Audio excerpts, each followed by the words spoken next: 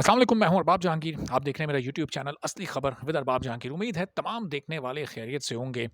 मैदान से बाहर देना बयान बिल्कुल मुख्तलिफ बात होती है और मैदान के अंदर परफॉर्म करना वो बिल्कुल एक अलग बात है। और ये साबित हो गया है, ये जो सर्द जंग चल रही थी मैदान से बाहर, जो कि मैदान में बहुत गर्मा गर्म नज़र आई।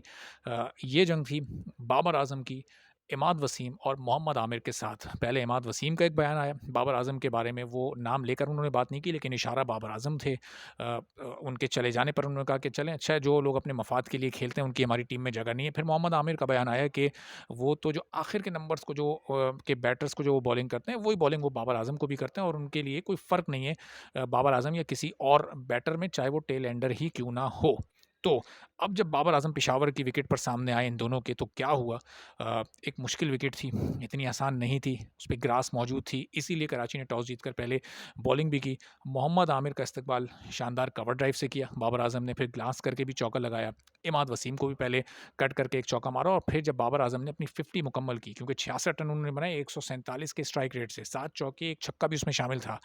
तो चौका मारकर इमाद वसीम को अपनी 50 उन्होंने मुकम्मल की, तो जवाब दे दिया दोनों के बयानात का और उस पूरी नेगेटिविटी का जो कि वो मैदान से बाहर फैलाने की कोशिश कर रहे थे। तो इसीलिए कहते हैं कि बात करने से पहले सोचना ज़रूर चाहिए कि मैदान से बाहर या मैच से पहले आप जो-जो बातें कर रहे हैं, जब ग्राउंड में आपका सामना होगा और अगर आप परफ़ॉर्म नहीं कर सके तो फिर क्या जवाब देंगे? दोनों की ज़रा इकॉनमी मैं आपको बता देता हूँ। इमाद वसीम ने अपने कोटे के 4 ओवर्स भी मुकम्मल नहीं किए, 3 ओवर्स किए और उन 3 ओवर्स में 42 रन्स दिए।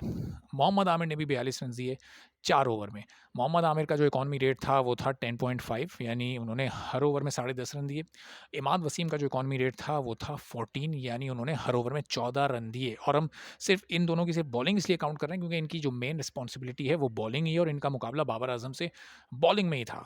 तो बाबर आजम ने 66 रन बनाकर दोनों को नॉकआउट कर दिया, दोनों को आउट क्लास कर दिया और मैदान में उन्होंने जवाब दिया और ये बता दिया कि वो मैदान से बाहर क्यों खामोश थे, क्योंकि उन्हें जवाब अपने बल्ले से देना था। तो ये जो बड़ी-बड़ी बातें कर रहे थे, जब बॉल इनके हाथ में आई और एक अच्छी विकेट पर आई, जो कि बॉलर्स के लिए अच्छी बेहतर विकेट थी, जब भी पेशावर की इब्तिदाई 2 विकेटें बहुत जल्दी गिर गई थीं, तो बाबर आजम पर प्रेशर भी था। उसके बावजूद भी ये दोनों प्रेशर क्रिएट करने में कामयाब नहीं हो सके और यही 2 ऐसे बॉलर्स थे कराची के जो कि विकेटलेस रहे। बाकी जितने भी बॉलर्स ने बॉलिंग की, उन सबको विकेट ज़रूर मिली है। इमरान ताहिर ने इस मैच में बाबर आजम को आउट किया, लेकिन उस वक़्त तक वो अपना काम कर चुके थे। 66 रन्स वो बना चुके थे, 147 के स्ट्राइक रेट से बैटिंग कर चुके थे। आमिर और इमाद को जवाब दे चुके थे। तो मैदान में जवाब देना उसकी ज़्यादा वैल्यू होती है। जवाब देने से मुराद के अपनी परफ़ॉर्मेंस के ज़रिए जवाब देना, ना कि मैदान से बाहर आप कोई कंट्रोवर्सी क्रिएट करते रहें, नेगेटिविटी फैलाते रहें।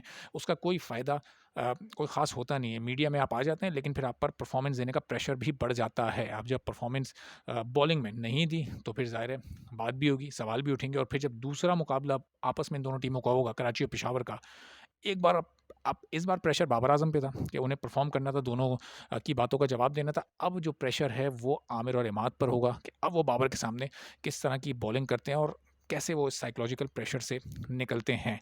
तो इस बारे में आपको मज़ीद भी अपडेट करते रहेंगे। पीएसएल से कुछ मज़ीद इंटरेस्टिंग फैक्ट्स और खबरें निकल कर भी सामने आती रहेंगी। चैनल पर नहीं है तो चैनल सब्सक्राइब कर लें, बेल आइकॉन प्रेस कर दें। अगली वीडियो में फिर आपसे बात होगी। इजाज़त दीजिए। अल्लाह हाफ़िज़।